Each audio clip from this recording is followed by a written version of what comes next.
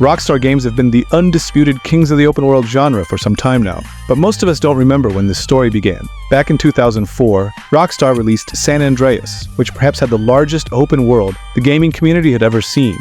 The game left such a legacy on the industry that today we have almost 4 major developer houses fighting it out in AAA genre. The story progressed from there to GTA 4, which was the largest shitshow Rockstar created at the time of release. Over time, with multiple patches, the game became outstanding and made us experience many industry-first features, particularly the infamous ragdoll physics. The vehicle handling was termed too realistic, though I've always enjoyed it. The gritty and dark tale of the Eastern European Balkan veteran was followed by the story of 3 thugs in a bright and sunny Liberty City that looked fantastic and was way advanced for its time. The game map was huge, had endless things to do, and was so immersive that even side activities were simulators in their own right. This was followed by the legendary Red Dead Redemption 2, which cemented Rockstar's name in the Hall of Legends. The game was so ahead of its time that it looks and feels better than titles released in 2023. The story, the gameplay, the setting, and the living and breathing world were things gamers experienced for the first time. In this video, we'll take a look at 10 things that started with San Andreas and how Rockstar carried them over with subsequent releases. The story has always been an important part of every Rockstar game that culminated in the masterpiece Red Dead Redemption 2. GTA San Andreas shows us the story of Carl Johnson, or CJ, a small-time thug who came back to Liberty City after his mother was shot. The story takes off with gang wars and corrupt cops, and finally ends after players are able to take revenge on the train follower. GTA 4 goes deeper into the dark and gritty genre, showing us the story of an Eastern European veteran of the Balkan Wars. He arrived in America to find the traitor who betrayed his squad and had all of them killed. The story is once again about crime, corruption, and betrayal, which continues even into the expansions we got to play sometime later. GTA 5 lightens the mood a little with the return of comedic weapons and over-the-top action sequences, but overall, the story was not as impressive nor well-detailed as the previous 2.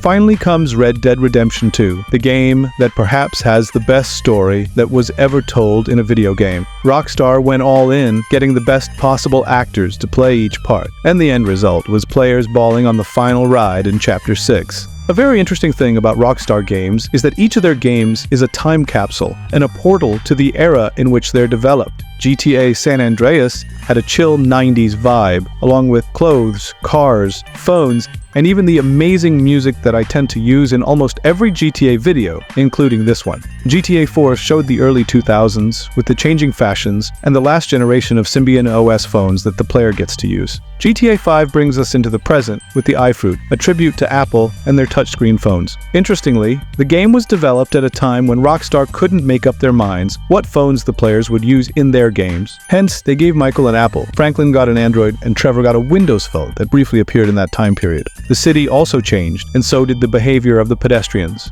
In earlier games, they usually came to the rescue if random NPCs were attacked. In GTA 5, most run away if they see a punch or kick in the vicinity. Red Dead was a time capsule in its own right, particularly the city of Saint Denis, which, as most agree, was based on New Orleans. It's a beautifully designed city that feels alive and breathing owing to the exceptional world design Rockstar did for this game. Rockstar has always allowed players to customize the playable characters to some extent, but this feature was not always on the upper trajectory. For example, San Andreas allowed players to get haircuts, tattoos, and change clothes as well. GTA 4 removed the hair customizations and tattoos and only kept the clothes. GTA 5 allowed limited hair options, tattoos, and definitely a wide array of clothing. I'm sure many of you are smiling and thinking of Red Dead here. Arthur's hair and beard actually grow. Growth tonics can be used to further accelerate growth, and we have an impressive collection of clothes that, frankly, look fantastic. Tattoos are not part of this game, as I believe they would have not been era-appropriate. Map restrictions are another feature that Rockstar invariably adds to all of its games. San Andreas had most of the map locked when the game began, and then gradually unlocked each part. Roads are blocked off, and crossing through other means invites a 5-star wanted level. In GTA 4, the same was applied, but a backstory was provided. Roman mentions early in the game that there was a terrorist attack, and hence the bridges were on lockdown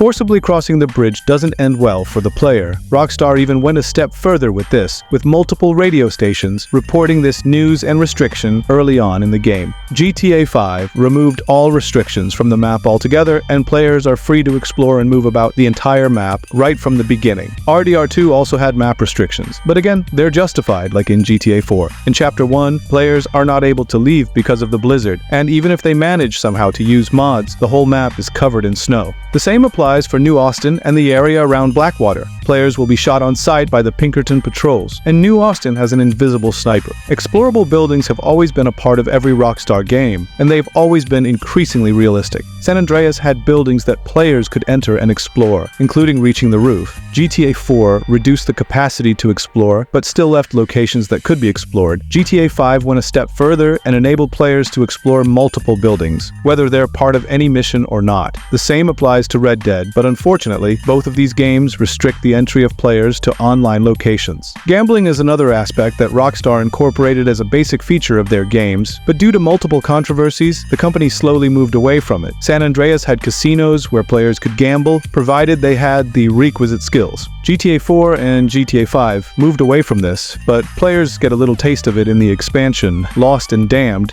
GTA 5 has extensive playability in the casino in multiplayer, but the casino is shown to be closed to single players. Red Dead has all the possible sorts of gambling and betting that were prevalent in that era, and players can actually go around playing and earning money if they know what they're doing. Dynamic weather systems are something that adds realism to a great extent, and Rockstar has been honing this feature right from their Vice City days. The results are downright impressive, and I would suggest you guys use headphones.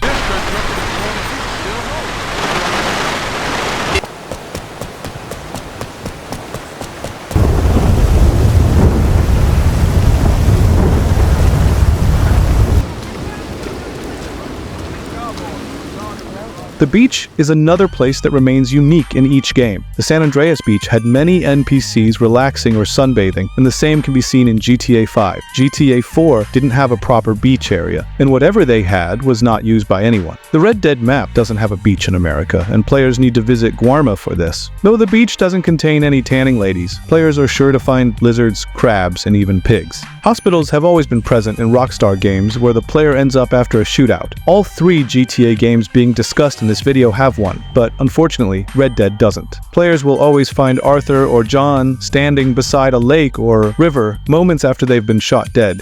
In a hilarious twist, GTA 4 players can lay siege to the hospital, which I don't think is possible in any other game. The most interesting change that I've seen in these games is the way emergency services deal with crises. In San Andreas, the EMTs can revive a man who has been shot dead. In GTA 4, they can revive a man who was shot multiple times and even put him in the back of the ambulance to be taken to the hospital. In GTA 5, even knocked out victims are declared dead by the EMTs, which I always find hilarious. As expected in Red Dead, if you're shot, you stay dead. Knocked out folks get up after some time and hobble away to safety. If you've watched to the end, please let me know in the comments which one's your favorite, and remember to hit the subscribe button for more Rockstar content.